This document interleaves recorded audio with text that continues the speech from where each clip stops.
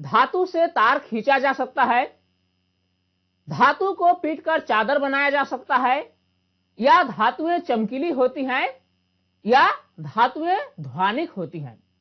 तो देखिए, आघातवर्धता धातु का एक ऐसा गुण है जिस गुण के कारण धातु को पीटकर चादर बनाया जा सकता है, यानी धातु को पीटकर पतले चादर बनाया जा सकता है। इसी गुण को धातुओं की आघातवर्धता कहा जाता है। नेक्स्ट क्वेश्चन, तन्यता वह गुण है जिससे, ऑप्शन है धातु से तार खींचा जा सकता है, धातु को पीटकर चादर बनाया जा सकता है, धातुएं चमकीली होती हैं, या धातुएं ध्वनिक होती हैं। तो देखिए, तन्यता जो है, तन्यता धातु का एक ऐसा गुण है जिस गुण के कारण धातु से तार खींचा जा सकता है। नेक्स्ट क्वेश्चन, निम्न में से कौन सी धातु की तन्यता सबसे अधिक होती है? ऑप्शन हमारे पास है चांदी, सोना, एल्युमिनियम और कॉपर। तो देखिए, धातुओं की एक ऐसी गुण है जिस गुण के कारण धातुओं को पतले तार में खींचा जा सकता है। इसी गुण को धातु की तन्यता कहा जाता है। वैसे तो सभी धातुओं में ये गुण पाई जाती हैं, लेकिन इस क्वेश्चन में हमें एक ऐसा धातु का नाम चुनना है जिसकी तन्यता सबसे अधिक होती है। तो इसका सही जवाब होगा सोना। सोने की तन्यता सभी धातुओं से अधिक होती है। इसकी तन्यता कितनी अधिक होती है, इसी बात से अंदाजा लगाया जा सकता है कि 1 ग्राम सोने से 2 किलोमीटर लंबे तार खींचा जा सकता है। निम्न में से कौन सी धातु की आघातवर्धता सबसे अधिक होती है? ऑप्शन हमारे पास है लोहा, चांदी, सोना और जिंक। देखिए, आघातवर्धता धातु का एक ऐसा गुण है जिस गुण के कारण धातु को पीटकर पतले चादरों में परिवर्तित किया जा सकता है। तो इस क्वेश्चन में हमें एक ऐसे धातु का नाम बताना है जिसकी आघातवर्धता दूसरे धातुओं की तुलना में अधिक होती है। तो इसका सही जवाब होगा सोना। धातुओं का वह गुण जिससे कठोर सतह से टकराने पर आवाज उत्पन्न होती है। ऑप्शन दिया हुआ है कठोरता, चालकता, ध्वनिक और तन्यता। जब कभी भी कोई धातु किसी कठोर सतह से टकराती है तो एक विशेष प्रकार की ध्वनि उत्पन्न होती है। इस गुण के कारण धातु को क्या कहा जाता है? इसका सही जवाब होगा कि धातुएं ध्वनिक होती हैं। जब कभी भी कोई धातु किसी कठोर सतह से टकराती है तो एक विशेष प्रकार की आवाज उत्पन्न होती है, और इसी गुण के कारण धातुओं को ध्वनिक कहा जाता है। निम्न में से कौन सी धातु कमरे के तापमान पर द्रव अवस्था में रहती है? ऑप्शन है सीजियम, पोटेशियम, मरकरी और गैलियम। सामान्य रूप से धातुएं कमरे के तापमान पर ठोस अवस्था में पाई जाती हैं, लेकिन इस क्वेश्चन में हमें एक ऐसी धातु का नाम चुनना है जो कि कमरे के तापमान पर द्रव अवस्था में होती है। तो इसका सही जवाब होगा मरकरी, यानी पारा। पारा एक ऐसा धातु है जो कमरे के तापमान पर द्रव अवस्था में मौजूद होता है। निम्न में से कौन सी अधातु में धातु जैसी चमक होती है? ऑप्शन हमारे पास है ग्रेफाइट, आयोडीन, ब्रोमीन और क्लोरीन। हम क्या पढ़े हैं कि धातुओं में एक विशेष प्रकार की चमक होती है, जबकि अधातु में ऐसी चमक नहीं होती है। लेकिन इस क्वेश्चन में हमें एक ऐसा अधातु का नाम बताना है जो अधातु होते हुए भी धातु जैसी चमक रखती है। इसका सही जवाब होगा आयोडीन। आयोडीन जो है वह एक अधातु है, और अधातु होने के बावजूद भी इसमें धातु जैसी चमक होती है। निम्न में से कौन सी अधातु विद्युत का सुचालक है? ऑप्शन हमारे पास है ब्रोमीन, आयोडीन, ग्रेफाइट या इनमें से कोई नहीं। हम क्या जानते हैं कि धातुएं विद्युत की सुचालक होती हैं और अधातुएं विद्युत की कुचालक होती हैं। लेकिन इस क्वेश्चन में हमें एक ऐसा अधातु का नाम चुनना है जो अधातु होने के बावजूद भी विद्युत का सुचालक है। तो इसका सही जवाब होगा ग्रेफाइट। ग्रेफाइट कार्बन का एक अपरूप है, यानी ये जो है ये एक अधातु है, लेकिन अधातु होने के बावजूद भी यह विद्युत का सुचालक है। मुलायम धातु जिन्हें चाकू से काटा जा सकता है, लिथियम, सोडियम, पोटेशियम या उपर्युक्त सभी। हम क्या जानते हैं कि धातुएं कठोर होती हैं, लेकिन इस क्वेश्चन में हमें ऐसा धातु का नाम बताना है जो मुलायम होती है, यानी जिससे आसानी से चाकू से काटा जा सकता है, यानी वह मोम की तरह होती है। तो इसका सही जवाब होगा उपर्युक्त सभी, क्योंकि लिथियम, सोडियम और पोटेशियम तीनों ऐसी धातुएं हैं जो मोम की तरह मुलायम होती हैं, जिसके कारण इन सभी धातुओं को आसानी से चाकू से काटा जा सकता है। निम्न गलनांक वाली धातु जिन्हें हथेली पर रखने से पिघलने लगता है। ऑप्शन है गैलियम, सीजियम, उपर्युक्त दोनों या इनमें से कोई नहीं। हम क्या जानते हैं कि धातुएं कठोर होती हैं और इसकी गलनांक उच्च होती है, लेकिन हमें ऐसा धातु का नाम बताना है जिसकी गलनांक इतना कम होता है कि उससे अगर हम हथेली पर रखें तो ये पिघलने लगता है। तो इसका सही जवाब होगा उपर्युक्त दोनों, यानी गैलियम और सीजियम दो ऐसी धातुएं हैं जिसकी गलनांक बहुत ही कम होती है। इसकी गलनांक इतनी कम होती है कि अगर इन सभी धातुओं को हथेली पर रखा जाए तो हथेली के तापमान को ऑब्जर्व करके यह पिघलने लगता है। निम्न में से सबसे कठोर प्राकृतिक पदार्थ है लोहा, हीरा, ग्रेफाइट या प्लेटिनम। इस क्वेश्चन में हमें दुनिया का सबसे कठोर प्राकृतिक पदार्थ का नाम चुनना है। तो इसका सही जवाब होगा हीरा। हीरा जो है वह कार्बन का एक अपरूप है जो कि दुनिया का सबसे कठोर प्राकृतिक पदार्थ है। ये लोहे से भी ज्यादा कठोर है।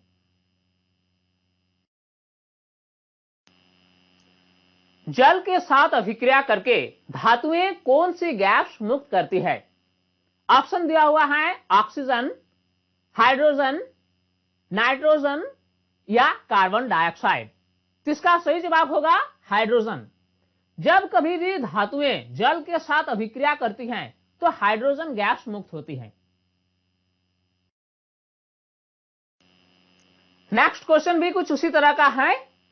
अम्ल के साथ अभिक्रिया करके धातुएं कौन सी गैस मुक्त करती हैं? ऑप्शन हमारे पास हैं हाइड्रोजन, ऑक्सीजन, कार्बन डाइऑक्साइड या इनमें से कोई नहीं। तो हम जानते हैं कि अम्ल में हाइड्रोजन मौजूद होता है और जब ये अम्ल धातु के साथ अभिक्रिया करती हैं तो ये हाइड्रोजन गैस मुक्त करती हैं। यानी इस क्वेश्चन का सही जवाब होगा कि अम्ल के साथ जब धातुएं अभिक्रिया करती हैं तो हाइड्रोजन गैस मुक्त होता है।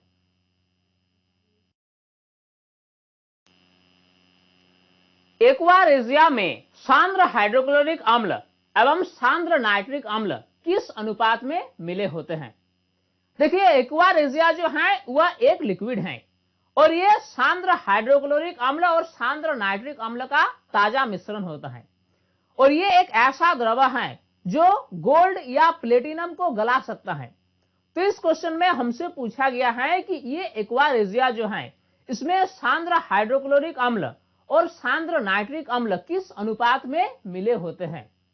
ऑप्शन दिया गया है 1:3, 3:1, 1:2 या 2:1।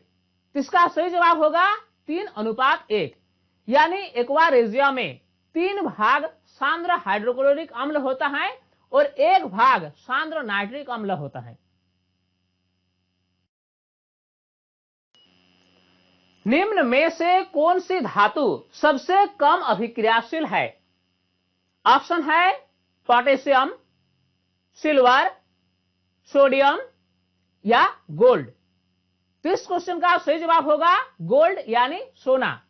सोना एक ऐसा धातु है जिसकी अभिक्रियाशीलता बहुत ही कम होती है, यानी सोने का किसी दूसरे पदार्थ के साथ अभिक्रिया करने की जो टेंडेंसी होती है वह बहुत ही कम होती है। यही कारण है कि प्रकृति में सोना शुद्ध रूप में पाया जा सकता है। आयनिक यौगिक का उदाहरण है CH4, CO2, NaCl या NH3। इसका सही जवाब होगा NaCl। NaCl जो है वह सोडियम क्लोराइड का रासायनिक सूत्र है। इसमें क्या होता है कि इसमें सोडियम आयन और क्लोरीन आयन आपस में मजबूती से जुड़े हुए रहते हैं और इस प्रकार आयनिक बंधन बनाते हैं, यानी इन सभी ऑप्शंस में से NaCl जो है वह एक आयनिक यौगिक है। 1 ग्राम सोने से कितनी लंबी तार खींची जा सकती है? ऑप्शन है 1 किलोमीटर, 2 किलोमीटर, 3 किलोमीटर या 4 किलोमीटर। तो देखिए, सोना जो है वह एक ऐसा धातु है जिसकी तन्यता सभी धातुओं की तुलना में अधिक होती है, यानी सोने से बहुत ही लंबी तार खींची जा सकती है। तो इस क्वेश्चन में हमें बताना है कि 1 ग्राम सोने से अधिकतम कितनी लंबी तार खींची जा सकती है। तो इसका सही जवाब होगा 2 किलोमीटर, यानी सोने की जो तन्यता है वह इतनी अधिक है कि 1 ग्राम सोने से 2 किलोमीटर लंबे तार खींचे जा सकते हैं। निम्न में से किस धातु पर वायु का प्रभाव नहीं पड़ता है? ऑप्शन है सोना, सोडियम, लोहा या तांबा। तो इसका सही जवाब होगा सोना। सोना सबसे कम अभिक्रियाशील धातु है, यानी इसकी अभिक्रियाशीलता सभी धातुओं की तुलना में कम होती है, जिसके कारण सोना किसी भी अन्य पदार्थ के साथ यौगिक बनाने की टेंडेंसी बहुत ही कम रखता है। यही कारण है कि सोना पर वायु का प्रभाव नहीं पड़ता है। सबसे अधिक सक्रिय धातु है पोटेशियम, सोडियम, सिल्वर या तांबा। इसका सही जवाब होगा पोटेशियम। पोटेशियम की अभिक्रियाशीलता सबसे अधिक होती है, इसी कारण से पोटेशियम जो है सभी धातुओं की तुलना में अधिक सक्रिय माना जाता है। विद्युत बल्ब का तंतु किस धातु का बना होता है? ऑप्शन है सोने का, टंगस्टन का, टीन का या प्लेटिनम का। तो इलेक्ट्रिक बल्ब का जो फिलामेंट होता है यह टंगस्टन का बना होता है। नेक्स्ट क्वेश्चन है, पीतल क्या है? एक धातु, एक अधातु, एक मिश्र धातु या एक उपधातु? तो पीतल जो है वह एक मिश्र धातु है। वास्तव में पीतल तांबा और जस्ता का एक मिश्र धातु है। साधारण नमक का रासायनिक सूत्र है NaCl, MgCl2, CaCl2 या इनमें से कोई नहीं। तो साधारण नमक का रासायनिक सूत्र होता है NaCl, जबकि MgCl2 जो है वह मैग्नीशियम क्लोराइड का रासायनिक सूत्र है और CaCl2 कैल्शियम क्लोराइड का रासायनिक सूत्र है। कौन सी धातु विद्युत का सर्वोत्तम सुचालक है? ऑप्शन हमारे पास है Cu, Ag, Al या Fe। तो सबसे अधिक चालकता वाली धातु है चांदी यानी Ag। यह बहुत ही महत्वपूर्ण क्वेश्चन है। आभूषण बनाते समय शुद्ध सोने में कुछ मात्रा में तांबा या चांदी मिलाया जाता है ताकि ज्यादा लाभ कमाया जा सके, आभूषण में कठोरता आए, आभूषण में चमक बढ़े या आभूषण को संक्षारण से बचाया जा सके। तो देखिए, जब कभी भी सोने से आभूषण बनाया जाता है तो इसमें शुद्ध सोने का प्रयोग नहीं किया जाता है। शुद्ध सोने में कुछ मात्रा में तांबा या चांदी मिलाया जाता है। इसका क्या कारण है? इसका कारण यह है कि आभूषण में कठोरता आए, क्योंकि शुद्ध सोना जो है वह काफी मुलायम होता है, और अगर शुद्ध सोने में आभूषण बनाया जाए तो ये आभूषण बहुत ही आसानी से मुड़ सकते हैं। इसीलिए आभूषण बनाते समय शुद्ध सोने में थोड़ी मात्रा में तांबा या चांदी मिलाया जाता है, ताकि आभूषण में कठोरता आए और ये टिकाऊ हो। निम्न में से कौन सा कथन आयनिक यौगिकों के संबंध में सही है? आयनों के बीच मजबूत आकर्षण बल, उच्च गलनांक एवं क्वथनांक, जलीय विलयन की अवस्था में विद्युत का सुचालक, या उपर्युक्त सभी। तो ये पहला कथन देखते हैं। पहला कथन है कि आयनों के बीच मजबूत आकर्षण बल। तो आयनिक यौगिक में क्या होता है कि आयन्स जो है वह मजबूती से आकर्षण बल के साथ जुड़े हुए रहते हैं, इसीलिए पहला कथन जो है वह सही है। दूसरा कथन है उच्च गलनांक एवं क्वथनांक। चूंकि मजबूत आकर्षण बल के कारण ऐसे यौगिकों का गलनांक और क्वथनांक उच्च होती है। इसी प्रकार दूसरा कथन जो है वह भी सही है। तीसरा कथन है कि जलीय विलयन की अवस्था में विद्युत का सुचालक। तो आयनिक यौगिक जो है वह आयंस के रूप में होते हैं और इसमें आयंस मजबूती से बंधे हुए रहते हैं, लेकिन जब ऐसे यौगिकों को जल में घोल दिया जाता है तो आयंस जो है वह मुक्त हो जाते हैं, और जिसके कारण आयंस जलीय विलयन में आसानी से गति कर सकते हैं। इसी कारण से आयनिक यौगिकों का जलीय विलयन विद्युत का सुचालक होता है। यानी पहला कथन, दूसरा कथन और तीसरा कथन, तीनों कथन सही है। इसीलिए इस क्वेश्चन का सही जवाब होगा उपर्युक्त सभी।